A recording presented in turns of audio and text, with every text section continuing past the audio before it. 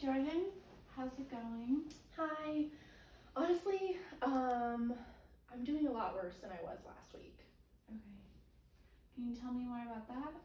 Yeah, so I don't know, I've been like super overwhelmed working full time and being in school full time, but I'm starting to notice that like my anxiety symptoms that I had before, like the ones that I noticed in my body, like my heart racing and like feeling dizzy and like I'm feeling like I'm out of my body when I'm talking to people in class and like at work, but it's so much worse than I've ever experienced it. And like I'm noticing it a lot at work and when I'm in class and I'm just sitting in class. And so I don't know, I'm just a little bit concerned and like I'm scared that like something's wrong with me. Okay. And what's your anxiety level now from 1 to 10? Right now, it's probably like a 4. I'm Okay. not like super anxious. I feel like a lot of relief right now that I get to tell you about this because I haven't told anyone that I'm experiencing this. And what about when you're sitting in class? What is it usually?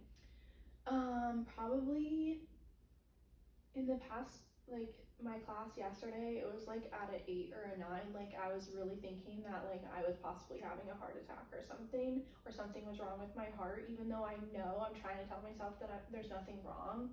But it's just like, why can't I hear my heart racing and beating so fast when I'm just sitting down in class?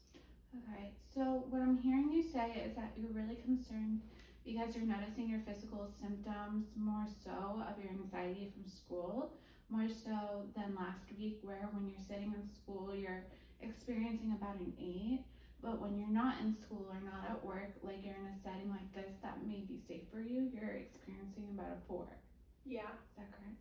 Yeah. Okay. Definitely. It's like I don't know what's making it happen, but I'm definitely noticing it when I'm at work and school, like, and then I'm just like anxious and nervous when I'm at home about when I have to go back to work and school the next day if it's gonna happen again.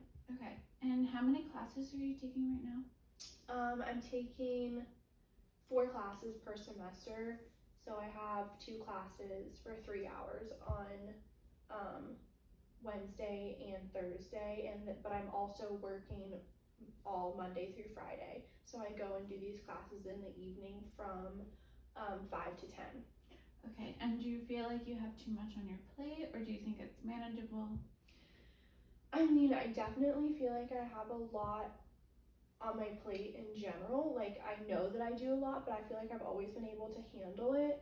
And I don't know, I just feel like now that like I have no control over my body experiencing these symptoms, it's like making me have health anxiety. Like I'm like, why am I experiencing this? Like is something, like am I sick?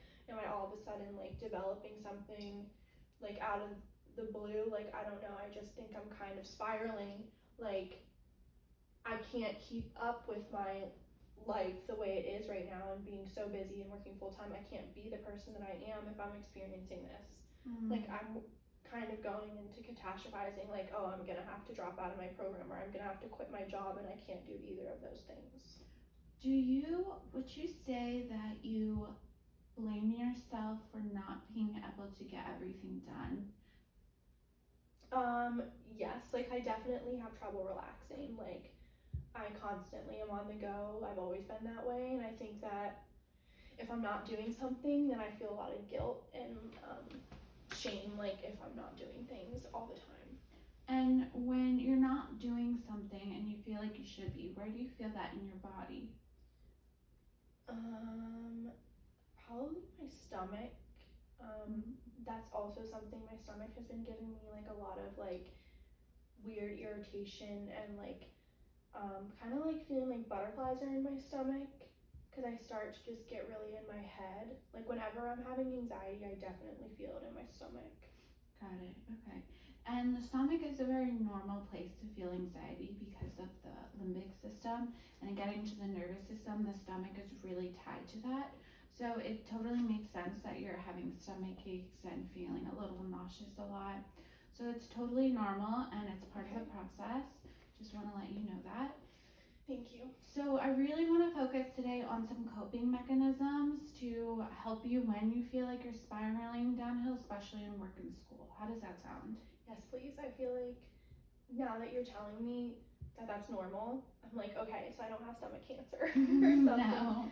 Like, that's kind of like where my mind has been going, and like, especially when I'm trying to relax after like a chaotic week or day, like, I'm sitting and I'm like still wired and anxious, and I'm like, oh my gosh, like, what if I have a blockage in my heart, or like, what if I have these issues, and like, if it's really just anxiety and I can manage that, that would already, I'm feeling a relief. Okay, good. So what I first want to do is I want to talk about coping mechanisms to help you in the immediate present time when you're kind of feeling like a crisis moment. And then I want to go into maybe in a couple of sessions like the fear of where the anxiety is coming from and the core beliefs that you have since your childhood. But we'll get into that a little bit later. Right now I just want to help you with some immediate coping strategies. Is that okay? Yeah, I definitely like that plan. Okay. So I want you to think about a time where you feel the calmest and safest. Okay. I would say I definitely feel I love going on my walks, and like, I'm thinking about right now, recently, when I go on walks, I listen to music because I can't be alone with my thoughts or I get more anxious again. So just literally playing all my favorite songs and just walking helps a lot. Okay, good. And when is a time where you have felt anxious in the past and you're able to go and take a walk and listen to some music? I pretty much like can do that, of course, anytime when I'm at home, but like if I ask like at work, like I can go when I go on my lunch break, like I can go sit outside or I can go on a walk. I get an hour lunch break, and then during class we get a break, but I'm also, if I'm ever like recently, if I'm having super bad anxiety, I'll just step out and like go outside for a second and breathe, and then I'll return back to class as long as I'm not gone for longer than like 10 minutes. And what does that provide for you? I feel like I can escape, and like I'm more free. Like I don't feel like I'm like when I'm in work or like if I'm in class, like it's nice. Like I feel like I just can like get up and walk outside. It makes me feel like I'm not trapped in there. And that kind of calms down the anxiety. So I hear you saying that when you have anxiety and you're feeling overwhelmed, you also feel a sense of being trapped. Yes. Okay. I was gonna say, like, that definitely just brought that out. I feel like stuck, or like I have fear that like I'm all of a sudden gonna have a panic attack and there's nowhere I can go. Got it. And I just want you to know that it's totally normal to feel stuck, especially when we have anxiety. But you are a very smart, introspective person. And I want you to know that you're not stuck and that you can be free and that we're all capable of being free. But the coping mechanisms are really going to help us realize that we're able to get free. Okay? Yeah, I was going to say, I think that you saying that makes me realize that, like, I do feel a lot of guilt and shame about the fact that I, like even when I'm stepping outside and I do feel like it calms me down, I'm feeling like, why do I have to do this? Like, I bet no one else in class has to go out and like calm down. Like, what's wrong with me that like I can't just be go and like, why is this all of a sudden happening to me? Okay, and do you feel like you compare yourself to other people often? Yes, definitely, and just in general, I have really high standards and expectations of myself, so it makes me like, I'm very critical of myself. Got it. Okay, so I think another coping skill is by doing things that promote self-love. So what do you do right now for self-love and self-care? Because I have like no time, it's really hard to like do things that like give me joy. But I guess I would say like my morning routine, I love like listening to music in the morning. Music is like my thing. I like to listen to music, and putting on my makeup always like makes me feel happy and alive for the day. And then I guess also like being able to spend time with like my classmates and friends, like outside of us studying and doing in a work setting. So like those are things that like, I guess I honestly haven't been doing that recently because I've been so anxious that I just want to go home and be alone. Yeah, and I think making time for connections and having fun and doing things that you really enjoy is gonna help ease the anxiety because it's gonna show you, like, you know what, I'm safe if I don't get everything done because I'm still happy doing what I love to do. Even though I'm a little stressed out, and that's totally valid, I have a lot going on, but I'm still allowed to be free and enjoy my life at the same time. Yeah, it's kind of crazy that you said that because I just was thinking to myself how I like feel like I'm like very strict on myself. Like I'm like, you're in your master's program right now and you're working full time and you need the money. Like you're not allowed to be having fun.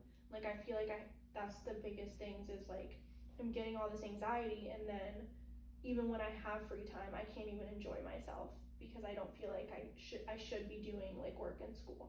Yeah, a lot of the shoulds, right? Yeah, It's very like I have a common. lot of pressure on myself. Mhm.